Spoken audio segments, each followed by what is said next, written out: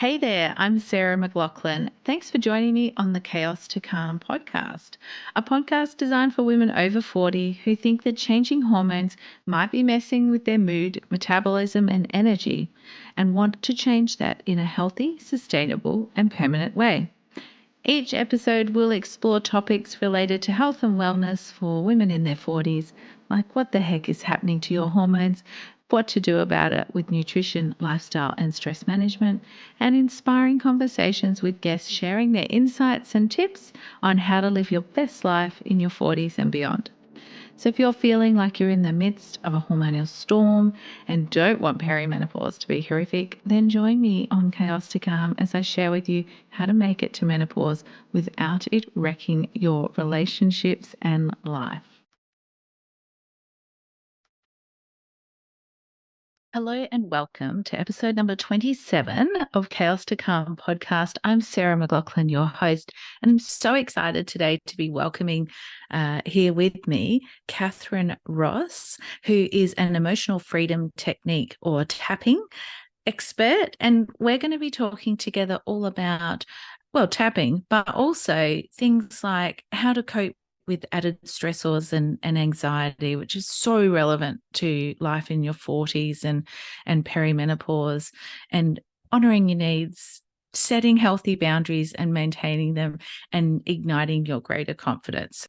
So, Catharine, thanks so much for joining me today here on Chaos to Calm podcast. Let's start with you sharing a bit about your personal journey and how you came to discover EFT, and start at the beginning. I won't complicate it. I'll just keep it simple. Yeah, absolutely. So thank you so much for having me. So I first discovered EFT a long time ago when I was about probably 16, and my mum, being an amazing researcher and very interested in natural health and complementary therapies, she tried to help me to overcome a lot of different things that I was going through, because I used to be a swimmer, a very high level swimmer, and then when I quit, I kind of went through a bit of a depression as well. So I had a bit of trauma, a bit of abuse issues, things like that I'd been through as a teenager. And she had sent me off to so many different therapists. We tried to work through lots of different things from lots of different angles. And then she came across tapping, and she actually got qualified in it herself so that she could help me. But then I thought, okay, well, you don't necessarily work with your family very often. And I thought, well, maybe this is worth exploring a little more. So she sent me to a practitioner, and this practitioner was really able to, I guess, uncover what it was that was holding this trauma and this depression and what I was going through in place. And when we were able to unravel that, it took such a short period of time for me to find relief that I thought, wow, like there's really something in this. And it was different to any other kind of therapy that I'd come across before, because it wasn't just about talking about your problems and trying to overcome them with your thought process, which can be very, very difficult. You can't talk your way out of trauma. And I think what I really liked about it was that it was a mind and body therapy. And I'm somebody who likes some tactile things. I'm not very good at meditating. I can't sit still. And so that blend of sort of the psychotherapy techniques with the somatic acupressure point stimulation, which EFT involves, was very appealing to me. And so I got a great amount of relief. I was able to release a lot of weight, anxiety, depression, limiting beliefs, things like that I'd picked up through my childhood and through my teen years. And I thought, wow, this is an amazing modality. I really want to do something with this. So then I started doing lots of different roles. When I left school, I did a lot of sales, trying to find out what I wanted to do. And I even started a Bachelor of Health Sciences in naturopathy, because I thought I really want to help people in the natural space. And then I thought, you know what? I'm not very good at sticking at things very long. And I thought, I'm going to follow this EFT thing, because I had such great results, and something else had come up for me, and I'd started getting some more support around it. And I thought, you know what, this is exactly what I want to do. And then I went and got qualified, and that was over 12 years ago now. And so I've had my business using EFT tapping as a certified practitioner for over 12 years. And now it's my absolute passion to share this modality with others. That's amazing. That's such a great journey. And I often find for natural health practice, we always have a story or a reason that's pushed us down the way that we wanted to go. So yeah, I think what you said, you can't talk your way out of trauma. And I think it's so true. And we often try to, but you feel re-triggered, or it's hard. It's really hard work. And so what I'm hearing, like with the EFT and my own experience in using it, is that we can help process those emotions without having to, really go deep into talking through the event and the experience again. That's Exactly. right?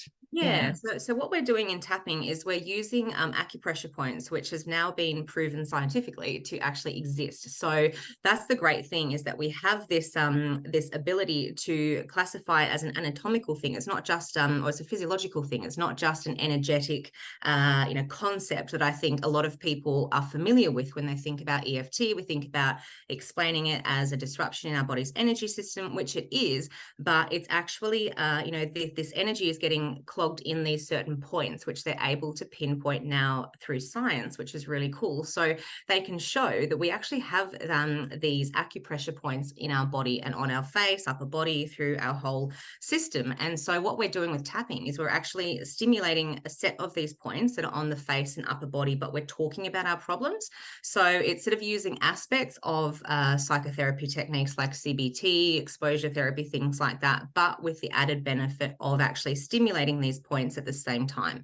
So when we're doing that and we're talking about our problems, brain scans particularly have actually shown that we're switching off that stress response in the amygdala, which is our stress response center in the brain. So we're able to actually quieten down that fight or flight response that we're sent into and alleviate that stress that we're feeling. And of course, when we're not in stress, we can see things more clearly, we can take better actions, we can just see the forest for the trees, that path ahead of us is clear. And so when we are not in stress, everything else flows a lot more as well. So that's basically how it works from a really a simple perspective. Yeah, it's awesome. Thank you so much for sharing that, because I know maybe lots of people have heard about tapping, but there's probably many that haven't. And I will, in the show notes, people can pop over and have a look. I'll put Catherine's links in there too. And I know Catharine has lots of great YouTube videos to talk you through tapping, but also tapping for different emotions or events or what's happening there as well. I've used many of them myself. So they're really great. Now, what I was picking up, what I want to touch on there as well, as you were talking about, and I might be distilling it, make it too simple, but it's almost like we're rewiring or changing that response to those words or that situation when we're tapping. Is that what the matrix re-imprinting is? That because I know you're that matrix imprinting practitioner as well. So I don't know much about that though. Yeah, so matrix re-imprinting is an advanced version of tapping. So it's taking it to a deeper level. And matrix re-imprinting is wonderful because it's like a nice hybrid blend of things like inner child work, like a waking hypnosis. It's got the CBT stuff. It's got the timeline therapy in it, but with the added benefit of tapping. And so matrix re-imprinting is really good for getting to the core issue of what's going on. Looking at, where these beliefs that we have, if we have limiting beliefs about ourselves or we're really stuck in something, we can actually go and explore where that started and heal from that experience using tapping to bring the emotional response down at the time with that younger version of ourselves.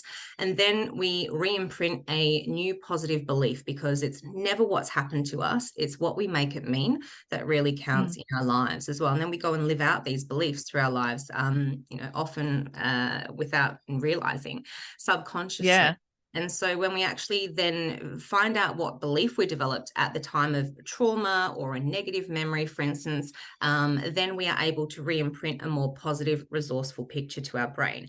And because our brain remembers in feelings and pictures as well, if we change the feelings around that picture and then we change the visuals, we change the whole sensory experience of that, we then change what our brain perceives to be the truth. And so we're therefore cutting off those kind of energetic cords that are, yanking us back every time we're triggered, that has started way back there in, even childhood and everything as well. So it's quite powerful, but it's hard enough sometimes to explain basic EFT without going into the without going there. A matrix.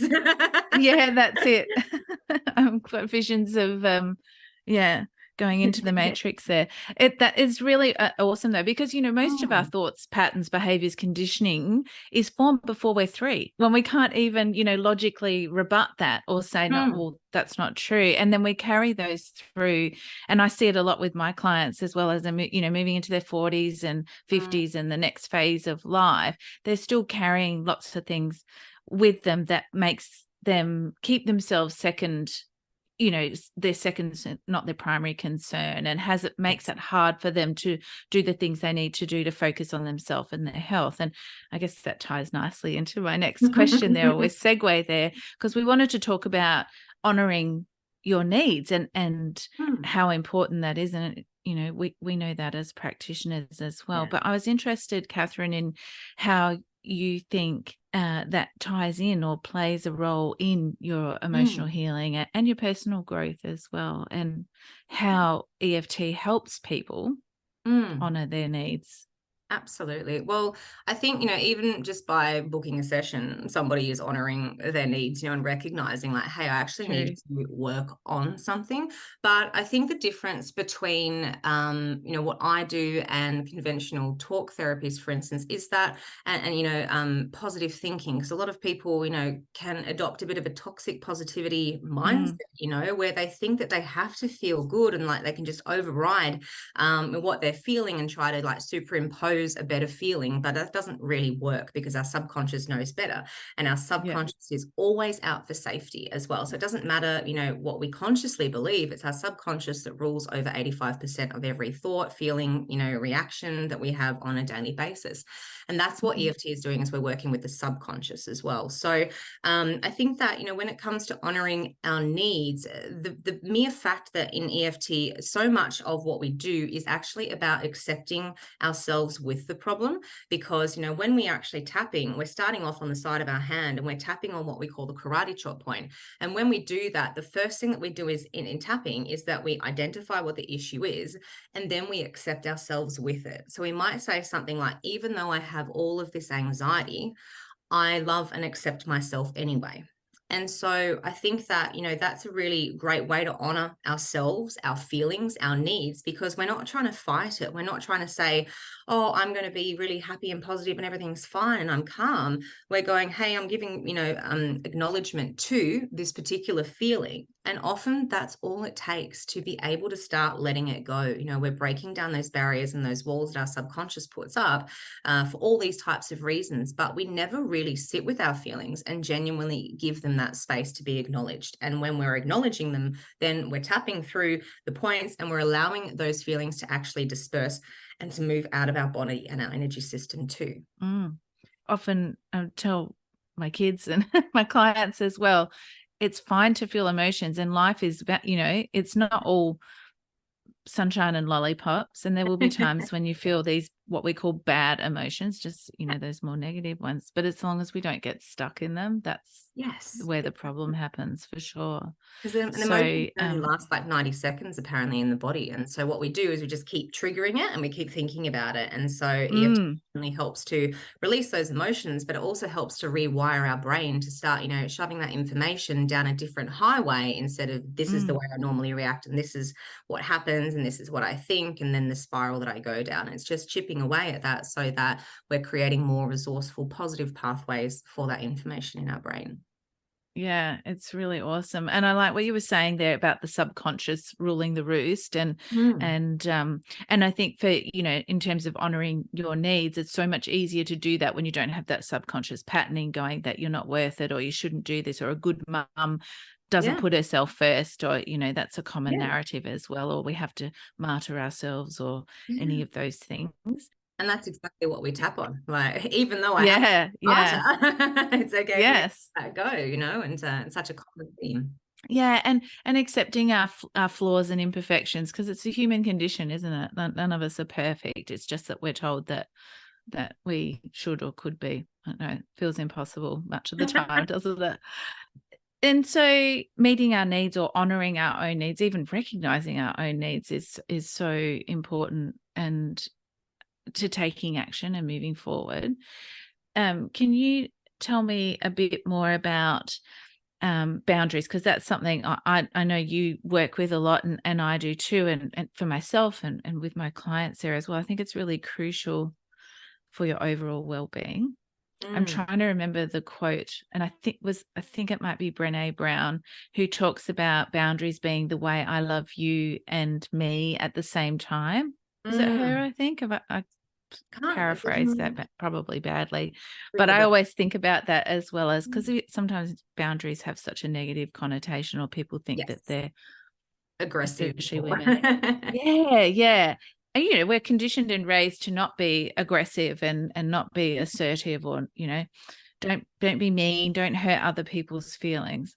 Yes, yes. How they choose to respond to your boundaries is not your problem. But I'm wondering here, Yeah. stay on track, Sarah.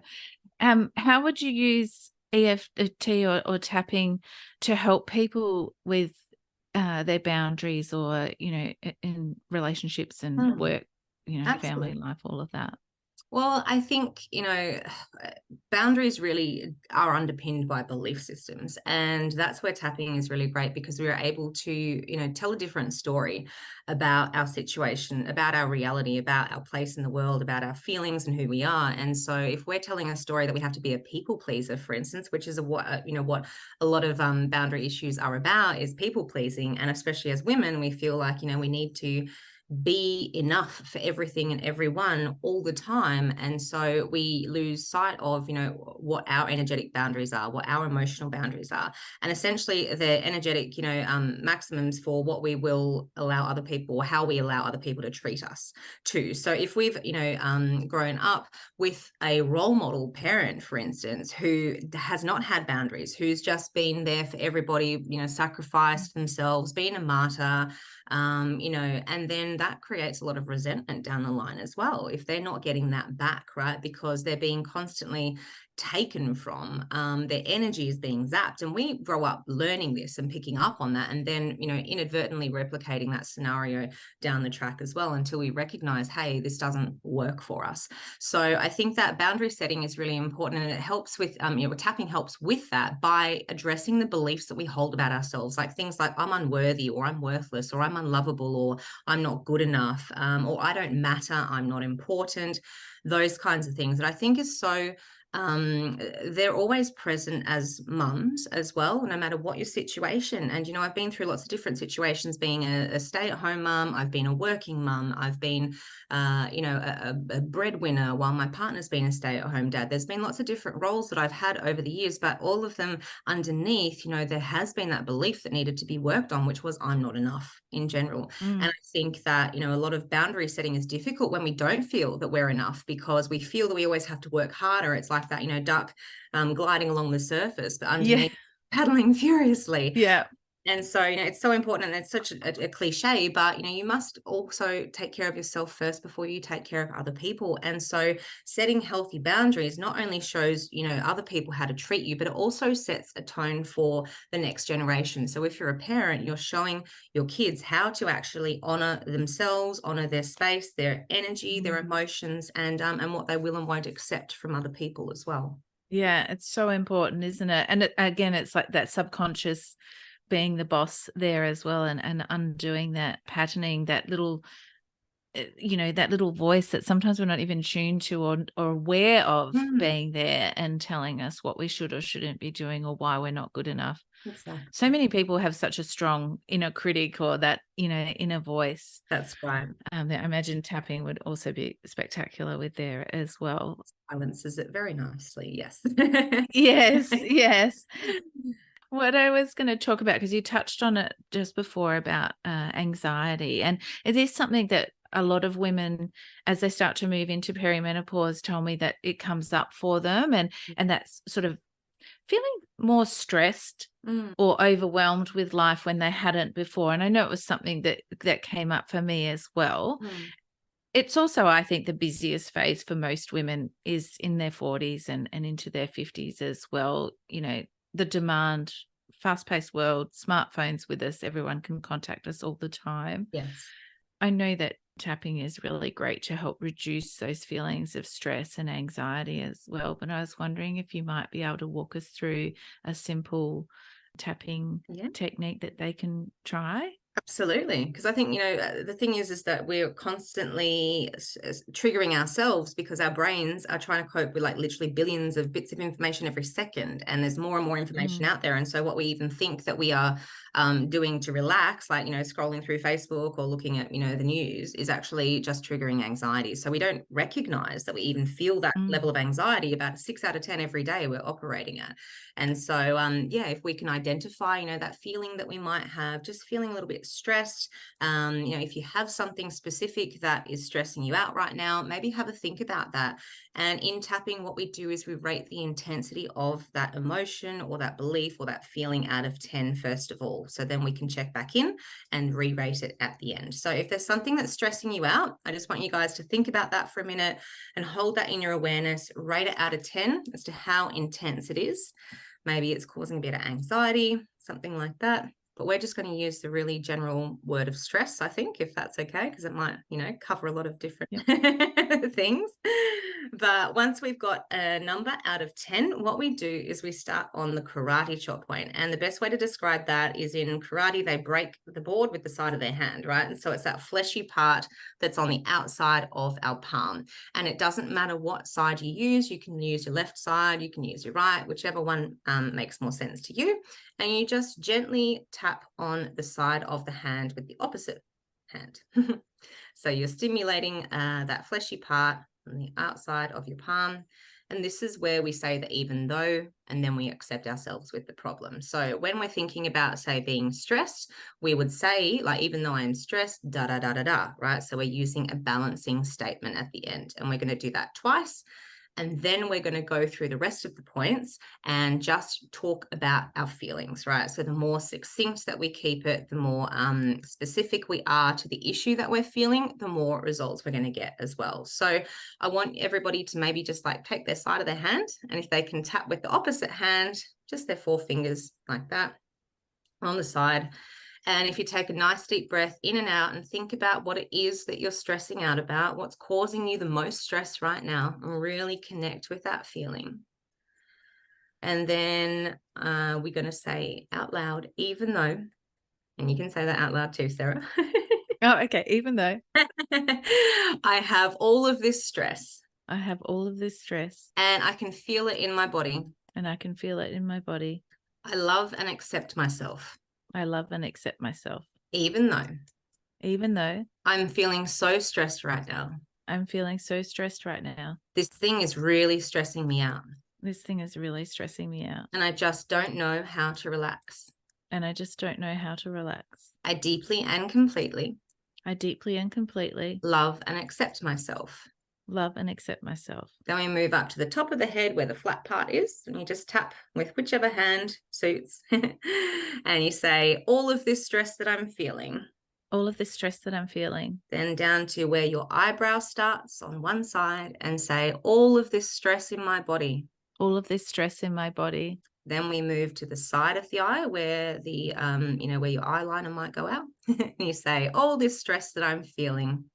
All this stress that I'm feeling. And then under the eye, where the eye socket bone is, all this stress in my mind. All this stress in my mind. Under the nose, all this stress in my body. All this stress in my body.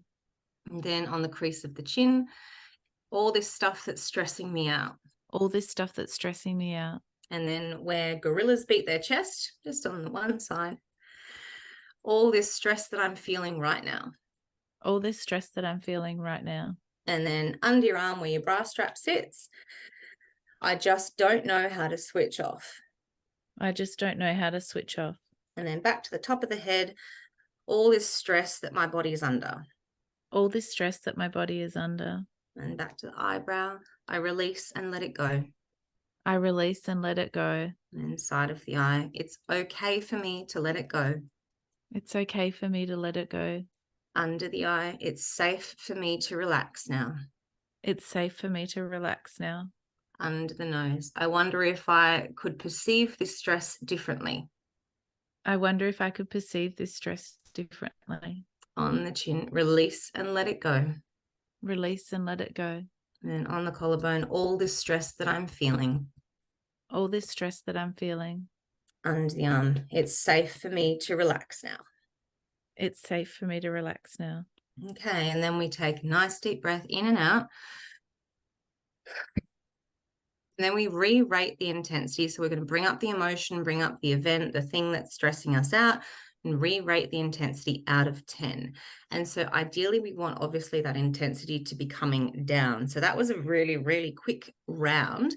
But what you want to be doing is kind of repeating that maybe 2 or 3 times, just so that you're actually allowing your body to let go and you're giving yourself subconscious that sort of motivation, right? Because the more safe that we feel, the more we're able to let go of what it is that's going on for us as well. So it's really important to actually address the negative before we start trying to tap in the positives, because we're then like relaxing our subconscious's resistance to allowing in that more positive affirmative statement as well. So that's why we do focus on the negative. We're not embedding it. We're literally like saying, hey, this is the truth, but it's okay to actually let it go, and it's okay to feel something different. And so we focus on reducing the intensity of the negative and then tapping in some positives as well.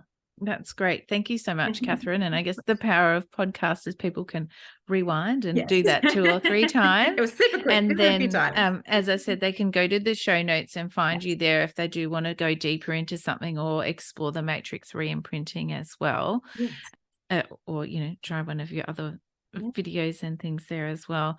It is really great. And I think I've heard you say before, the great thing about tapping is like you can do it in the car, obviously not if you're driving, but if you're sitting at the traffic lights, or if you feel something come up, you could go to go to the bathroom at work or anything like that, and just, tap wherever, whenever, really. Absolutely. And I use it with kids as well. And, I have kids who show their classmates how to tap when they are stressed, and they'll sit there even in like a test situation or an exam room, and you can literally just tap on your karate chop point and breathe, if you're in that stress situation, because your body is already tuned into what it is that's going on. Yeah. And that's just a really good way to start, helping your body to process these emotions. And so it's really the people's method, because it can be used for literally any emotion, any issue, anytime, anywhere. And it's literally at your fingertips, which is my favorite part. Yes, and they're all always with us, Yes. which is great.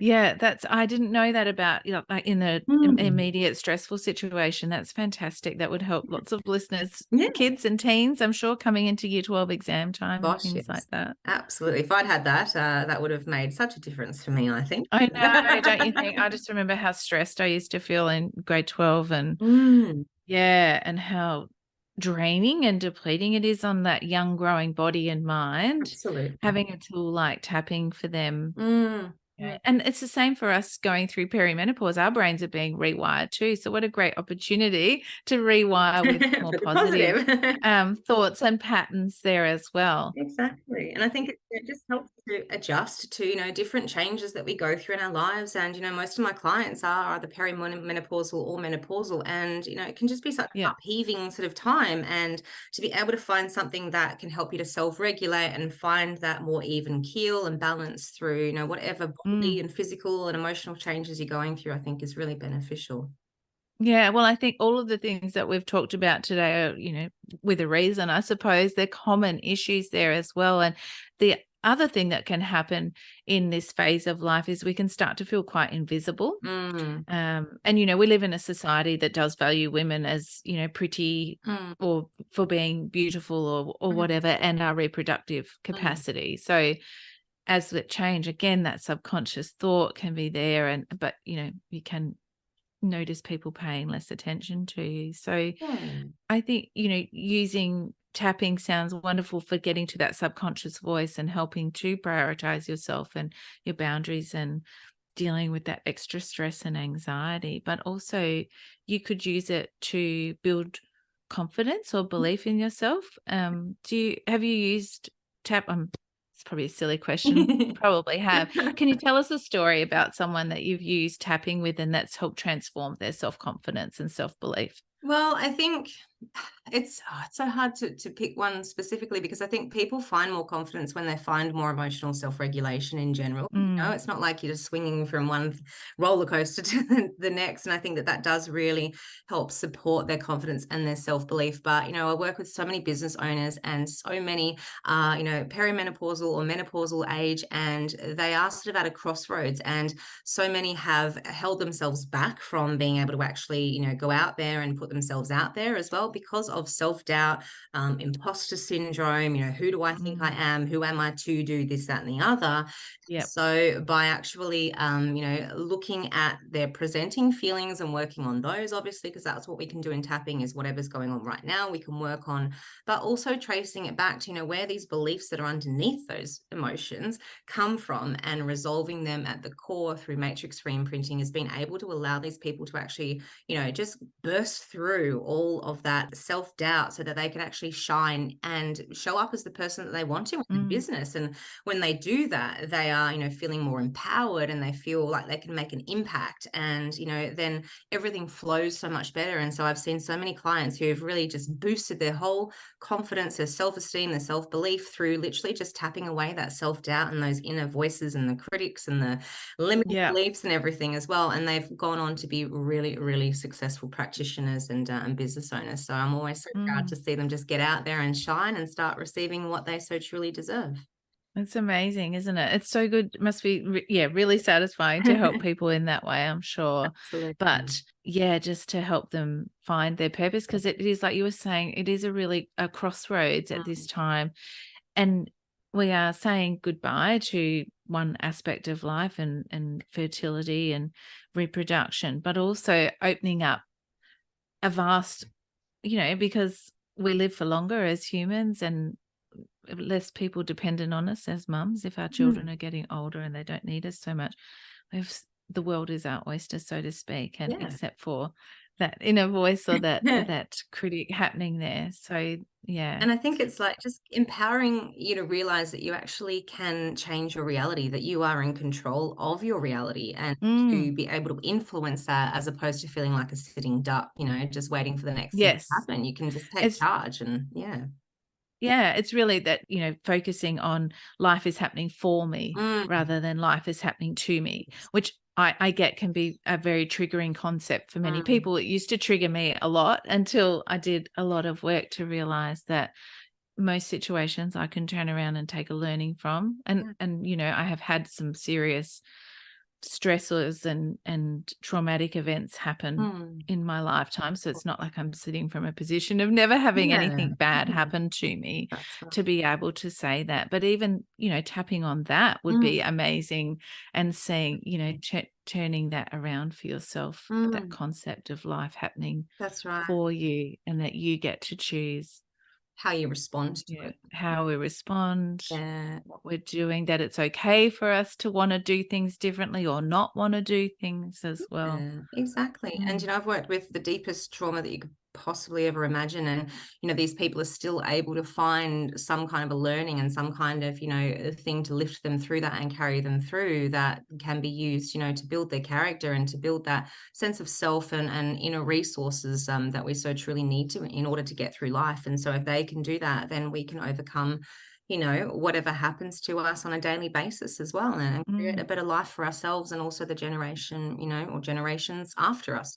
I think it's, it's deep learning for many of us, because emotional intelligence is not something that we learned at school. I know it's different these days. Mm. I homeschool, so my children aren't in that system Mm. to know for sure. But as I understand it, many schools are trying to work on helping children connect in with their emotions and Mm. do it. But it depends on what they've inherited as well, and what's going on at home. So I think it is really important work for us, Yes, on many levels, for our children, for our grandchildren, for the women around us as well, to work on it. absolutely.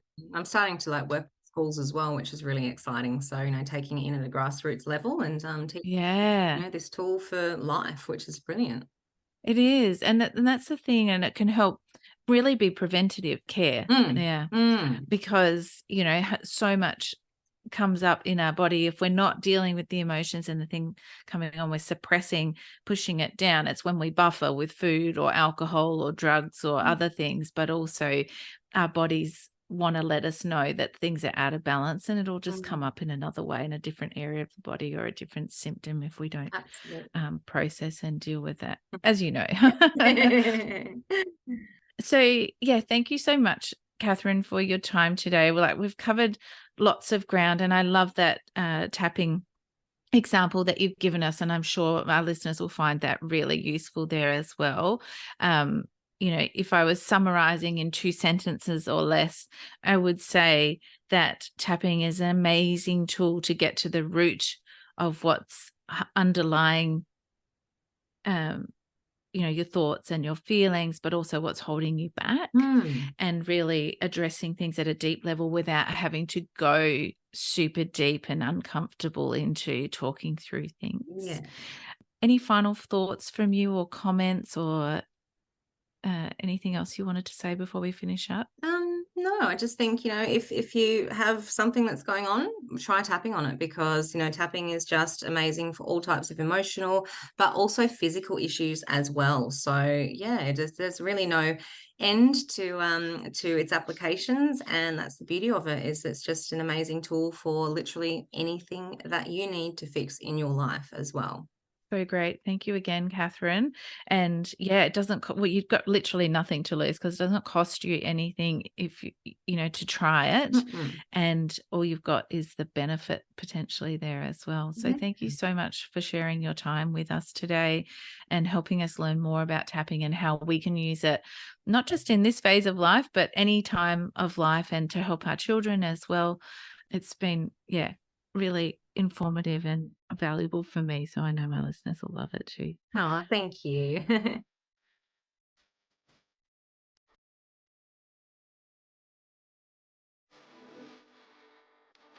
It's really common for women over 40 to experience the chaos of changing hormones, mood, metabolism, and energy. But I hope you know now that common doesn't have to equal normal for you or them. You can help others understand they aren't alone in feeling this way, and that perimenopause doesn't have to be horrific, by subscribing, leaving a review, and sharing this podcast with other women in their 40s and beyond. Thanks so much for listening and sharing your time with me today in this Chaos to Calm conversation.